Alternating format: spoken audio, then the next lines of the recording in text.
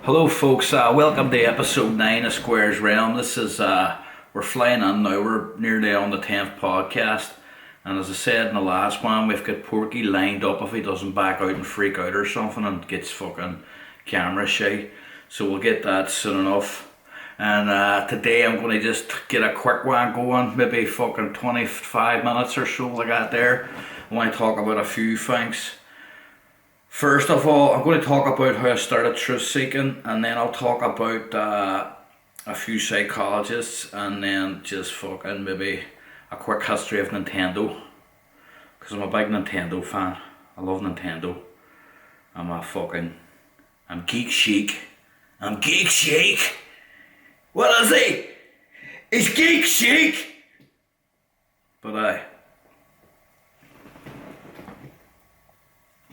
But truth seeking, that's what we'll start with. How did I get into truth seeking? Well, see, ever since I was a wee lad, I've always been fascinated with the unknown, the things we can't explain, or the certain levels of mysticism that exist in every nook and cranny of life.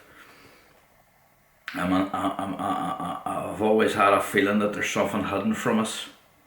And as we watch the fucking Epstein scandal unravel, it's like fucking clear that there always has been something hidden from us by the elite and stuff like that there, you know.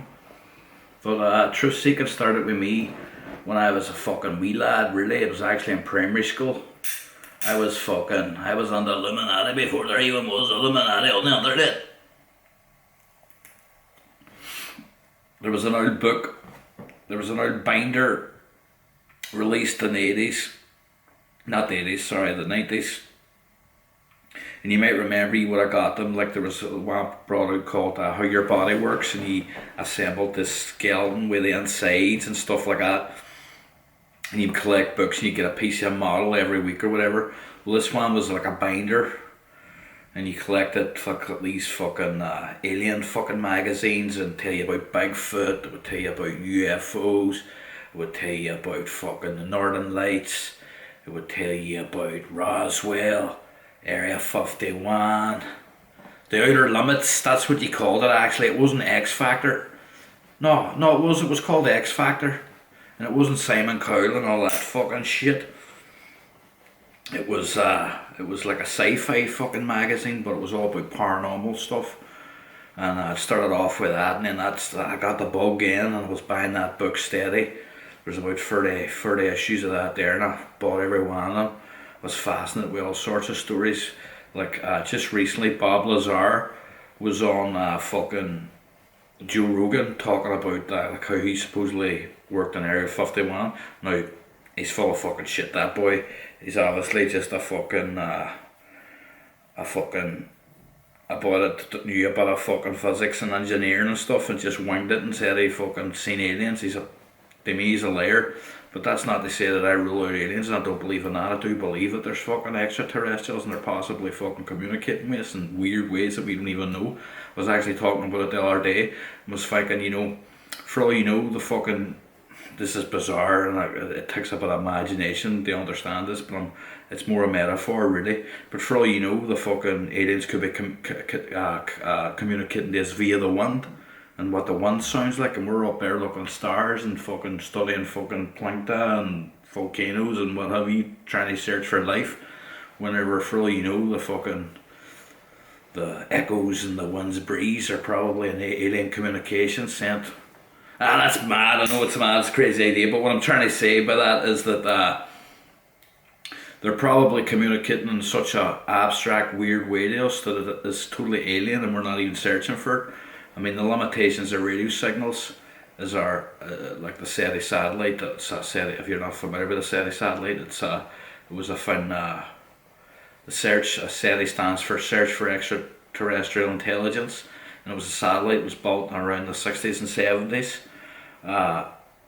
They searched for fucking signals from a radio signal. If the aliens had so happened invented radio signals and could communicate that way. A few years after that there, and fucking Jodie Foster acted in a film called Contact, which was based on the SETI satellite and its search for extraterrestrials. I think it was a book originally wrote by a guy called Carl Sagan, who you're probably familiar with. But he's a big scientist, big atheist really, good guy, smart thinker. But where I'm at now in life, I'm sort of opening up the idea of a conscious creator, as I said in the last episode. But anyway, I got into truth seeking, and then that first book, X Factor, was fucking fascinating. It was a really great book, and it got the bug, and I started really researching Roswell. And at the time when I was a wee lad, I would have this fucking big sticker stuck up in my window saying, I'm a believer, Roswell happened in 1947. So I was probably exhibiting a bit of my fucking schizophrenia as a wee lad there, know what I mean? Fucking, I believe! Hey, but I got into Roswell and I was obsessed with the idea that fucking aliens had crash landed here. And then after that it led on to another publication called the Weekly World News. Now you all probably know about Kevin Ward, he's a famous dairyman. Well, I warped his fucking head with the Weekly World News when he was a wee lad, about the age of fucking 12 or something. I brought on the Weekly World News into school. Now, Weekly World News, if you're not familiar, it's like this fucking pure disinfo magazine. It was used to find it on shelves, and it would tell you about things like a demon found hung in Minneapolis, and it would show you a picture of a demon hung from a tree or something. It was all these false news stories. But when we were young, we thought it was like this publication that was getting made, and they were leaking all the fucking truth out into the press. And I was partly delusional myself, and I convinced Kevin that there was this fucking autopsy of a fucking wee baby alien and an incubator machine. It was pure fake. He had wee like tentacle fingers and all. It was pure fake as fuck looking. But I had him convinced that that was a real alien. And the whole thing happened with Kevin was then he started changing his name to Alien. When he would write his name on walls, he would write Kevin Alien and do an alien's head. And everybody used to call us the aliens in the school. Everybody would go, I'm an alien, I'm a legal alien, I'm an alien in the bog. But Kevin, I warped his head with that Weekly World News, and then the obsession then evolved a bit. And I got a bit more rational as I got into my logical thinking. I started studying logical fallacies, and logical fallacies were a way for me to learn like almost antivirus software for my brain. So as I got a bit older, I was a wee bit ahead of the game, and I could fish the difference between fucking good conspiracies and bullshit conspiracies, and just continued truth seeking. And then when the internet came, that was a whole other fucking ball game. I could talk to UFO heads, and people were believers in aliens and stuff like that there. So and then it comes to today where I'm at this point now where I've reached that much truth that that I'm not saying I'm some sort of a holder of truth, but in the search for truth it can be lonely, because not only can you recognise certain truths, but other people might not wake up to those same truths, and it sort of leaves you. It's sort of I'm trying to explain what I mean here. The thing about truth seeking is the truth. There's many modes of truth, like objectivism, which is what we can see, what we can touch, what there's evidence for, undeniable evidence. Then there's suspicions. Now a lot of people in the truth seeking game go for suspicions they want to validate for themselves rather than actual facts. Now, I believe in searching for aliens. I believe in searching for conspiracies of government, but I also believe you should do it like like logically, and don't be a fucking half-wit and believe any old footage you see and say, it's aliens, I know they're real.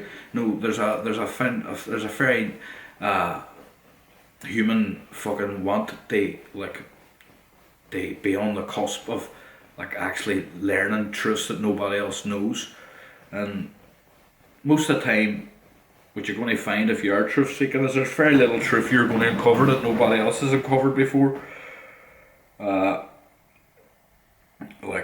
Truth seeking definitely has its limits, because there's like I'll tell you what I mean. But when I look around at people, I see that they can't recognise certain truths, or they believe something like, for instance, the Epstein scandal. That's true 100%, but they jumped the gun a bit with fucking weird photographs of Obama on a boat with wee boys with speedboats, which is probably questionable, but it goes a bit far too in our ways. And then what they end up doing is they end up dampening the movement because they're coming out with reptilian shapeshifters and all that there stuff.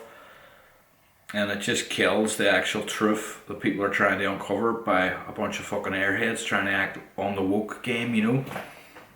So I get up at disenfranchised with seeking truth and seeking alternative fucking, you know, realities and like fucking conspiracies and all that there, because, you know,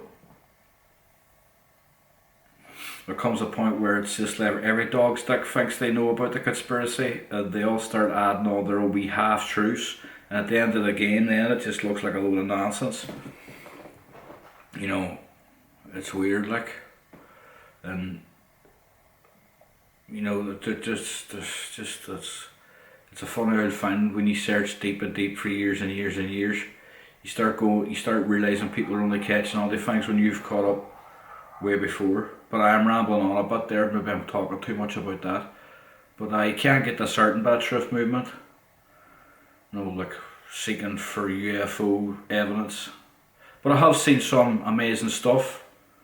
One of the great UFO sightings that I've seen in my time was in 1983, about 1983, 1984 maybe, on, there's a TV show used to be on TV called Sightings, and it was all UFO paranormal stuff, but there was actual fucking footage released from Nellis Air Force Base in 1984. It was before CGI was widely available. Now you can look at the footage now and say maybe it was a technologically far ahead of its time drone, but the fucking footage is really convincing. It's a really convincing UFO footage. Now I'm not saying it's a flying saucer that lands in the middle of an airstrip, but it flies in over the mountain, and then these military cameras zoom right up, and you see the thing morphing and changing shape, and you can actually hear the guys on the fucking military fucking on the video going, what is it? I don't know, what the hell is it? It's going over 200 miles an hour. Can we keep track of it? Yeah, it's going 300 now, 400. Oh, what is it? What is it? Shh, I don't know. Shh. They're all talking, and it's not even talking like that. They're not even acting. It's like really believable military fucking code and all they use, and even the video that's recording it is from a military base. So you would have had somebody having access to the footage within the military and somebody with access to like CGI Hollywood equipment. Even though it's a grainy video, it's very fucking well done if it was a fake. So it's potentially definitely a leaked fucking footage of a UFO, and it's called Nellis Air Force Base UFO sighting. Now you're going to see a lot of more fucking CGI fucking jobs on. They're 10 a penny now, in fact, because the technology's that widely available. But back then when that was released, that was the only people who had access to that type of technology would have been big fucking rich companies, and still to this day it's claimed to be an actual UFO sighting. And of course you can't forget the magic pill and all those recent UFOs that have been confirmed by the US military. So there's no denying that aliens and alien craft have fucking possibly visited planet Earth. You can't rule it out, but at the same time you don't want to be believing these stories of like fucking boys getting fucking anal probes thrown up their fucking ass and search for fucking parts of their gland and all. No, it's like, I don't know about that. No, you're going a wee bit far. Is it schizophrenic? Is it a nutcase? Or is it, has the aliens came and fucking lifted this dickhead, you know what I mean? So truth seeking's weird like that. You don't know what to believe. Unless you're logical, which most people aren't. They're just really paranoid, scared, thinking all bad shit. So it's a fine line between madness and actual treading on the actual evidence of things. But it's the way it's got with me. I just couldn't be bothered anymore, because I'm not here to explain my truth to people. I think I've got a fair idea on it, you know what I mean? But anyway, going on to one. Another thing I wanted to talk about was fucking psychologists. Carl Jung is a famous fucking Swiss psychologist. He introduced these ideas called the archetypes, And the archetypes was the idea that the psychological manifestations of the mind and the subconscious realms, they express themselves universally in culture all over the world. One of the examples they used was that every culture in the world seems to have a wise figure with a beard. You know, like even Jesus Christ, for example, would be our Western fucking version of that. And you know, like it talked about how every culture in the world manifests mermaids. For some reason, people associate you know, women and put fish together as like an odd concoction of like manadors. But these manifestations are something that comes from the psychology of the human mind, but express themselves universally in all sorts of cultures. And what he learned about the archetypes was that there's these inbuilt mechanisms, like almost stories, we use to decipher the word that are in our psyche. It was actually him invented the term psyche. He was one of the first people that developed that idea. He worked alongside Sigmund Freud, who's a fucking, like, he's the founder of psychoanalysis. But personally, I think Sigmund Freud's a fucking asshole. He's just convinced, you know, he's just hell bent and convinced that it's all fucking, humans are all victims of sexual neurosis and stuff like that there. Like we all secretly fancy our molars and all this sort of stuff, which probably to a level some of his stuff is true, but when you read a lot of Freud's early stuff like the foundations of psychiatry, it is totally fucking wacko. Fucking, and he was also one of the biggest cokeheads on planet Earth. He snorted loads of cocaine, and he actually wrote down in medical manuals that cocaine was the answer to all of life's problems, nearly every ailment from the flu to headaches to fucking depression to PTSD. He thought cocaine was the answer to everything. So that he might have started to fight off, but I don't think he's as good as John.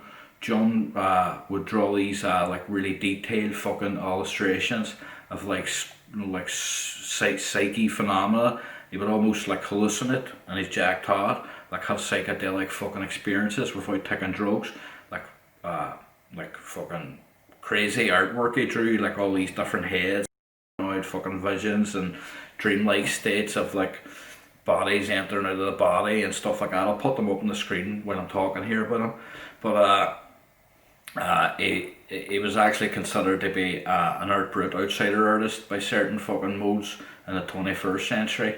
But back in the day, he was the head man in psychology, you know, along with Freud. But him and Freud get discontent with each other. The way I would break it down is Freud's obsessed with sex, Carl Jung's obsessed with spirituality and the hidden meanings of the human psyche. Another thing Jung talked about was the shadow self, and how integrating your bad self with a word is the healthiest thing to do. He said his ideas was that we're all corrupt individuals to certain extents, but we have a persona, and that's the mask we wear to the word. Our persona is the personality we show people. But he said we also have a dark side, and that's called the shadow self.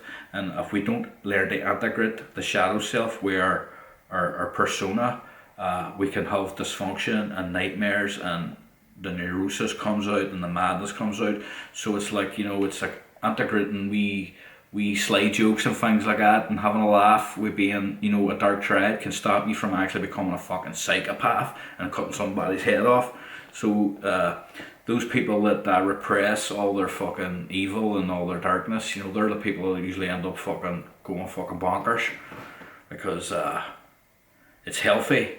They know there's a shadow, you know what I mean? There's a shadow self. But John's stuff's really fucking fascinating. Hey, I've seen other fucking current intellectuals like Cizek and all, fucking Slavoj Zizek, or you know that. Well, let me put this.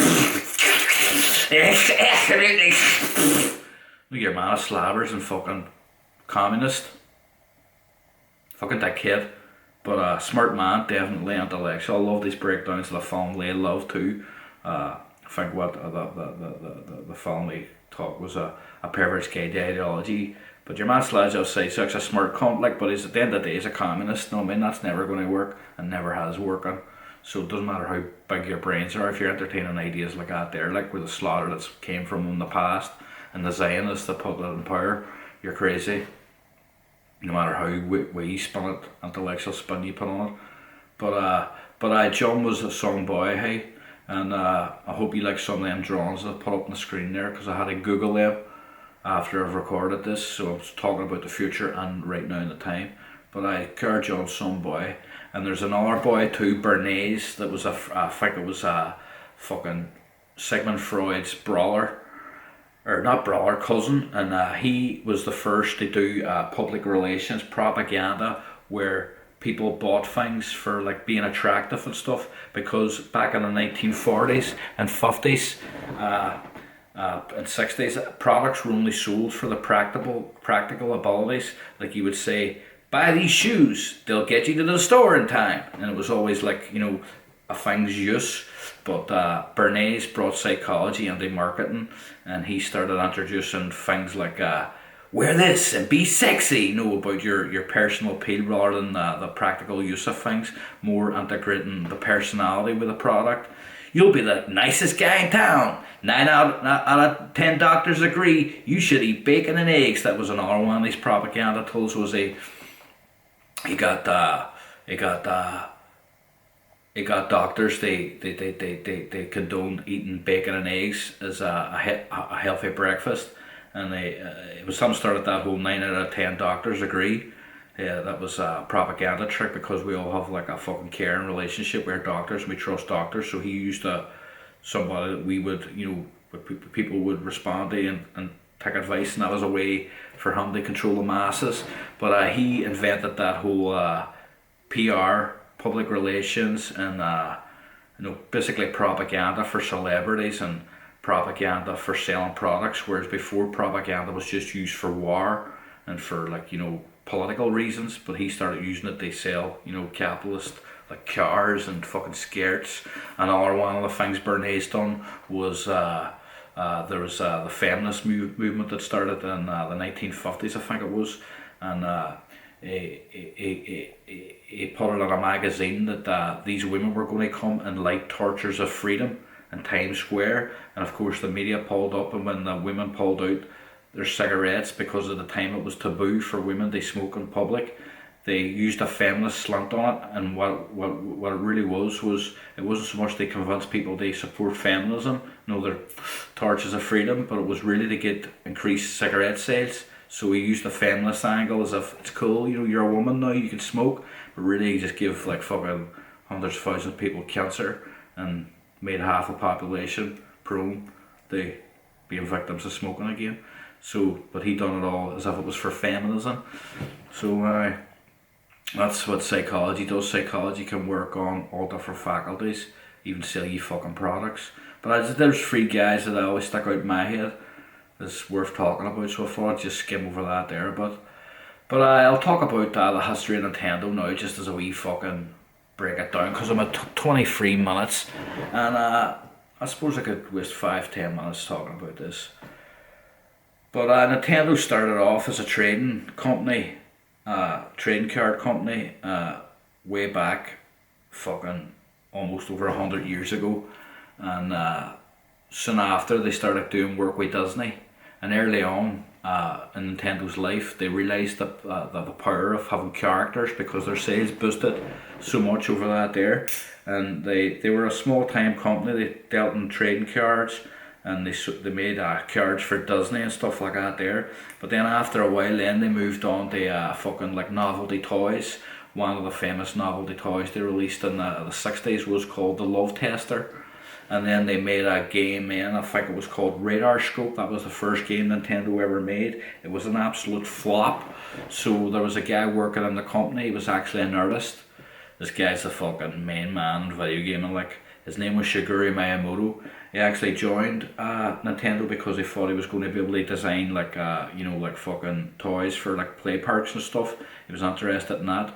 But they decided to give him a fucking spin at inventing a video game, because Radar Scope went down the pan, nobody wanted to play it. And they came up with Donkey Kong, and Donkey Kong made like something like fucking $20 million in quarters in its first 3 years getting released. It was an absolute fucking stormy hit. Of course it had Mario going up the fucking levels, to get Princess Pauline out of the fucking trap by the big Donkey Kong. And it's funny enough how he got the name was he read in an English dictionary that an English donkey means foolish, but when he released a game in America called Donkey Kong, Americans didn't have a clue because it was more of a Cockney fucking saying, you know what I mean? And they were like, what the fuck sort of name's that? But that's where the name came from. And then after that, then fucking Nintendo sort of took off, got into Super Mario Brothers, and the NES sort of came around the same time as Donkey Kong, and they just blew people's fucking minds. I read a great book about the history of Nintendo. If you want to read it, it's by a guy called David Sheff, and it's called Game Over. It's the best book you'll ever read about video gaming. It's fucking brilliant, but it tells you in that book about how they tried to get the NES in New York City and nobody wanted to buy it because at the time Atari crashed the video game industry and video games were dead, but Nintendo thought that they'd made this wacky product and made it like a VHS cassette, you know, with a flip up lid and all. They thought they could appeal to a wider market if they made it white and made it more streamlined and, you know, like kind of Japanese age. They brought it to New York, hardly anybody bought it. They pushed it again, then dropped the price. It started taking off like wildfire. And anybody that remembers being back in those early Nintendo days, it was bliss. It turned me into a fucking proper addict, like. And they excelled. Sega came on the fucking bandwagon, tried to battle them a lot. In the early days, the Master System was a failure. Me personally, I think the Master System was a better system than the NES, even though the NES has more standout classics. Personally, if I was a kid, I would have liked to have had a Master System. I used to always play at my friend's house and it was brilliant. But then that's failed, and then of course the big war between Sega and the Mega Drive and the Super Nintendo came. And you all probably remember, if you're about my age at school, we all would have been drawing fucking drawings in school of like Sonic fighting fucking Mario and doing Mortal Kombat death moves to him and stuff. That was a whole fashion at the time. Fucking great video games were great. Nintendo was fucking great. I was so loyal to that company, but they just keep shitting on their customers that I got sick of them. In fact, after Gunpei Yokoi died, the inventor of the Game Boy, he died in a tragic car accident in 1989. Or not 1989, 1995 or something it was. He was the inventor of the Game Boy, but and the Game & Watch systems, which were before the NES actually. But once Gunpei Yokoi and Shigeru Miyamoto sort of phased out of Nintendo, took a back seat, they haven't been the same company and they haven't been the same innovations. The GameCube was cool, the N64 is a brilliant console, I love my N64, but they went downhill.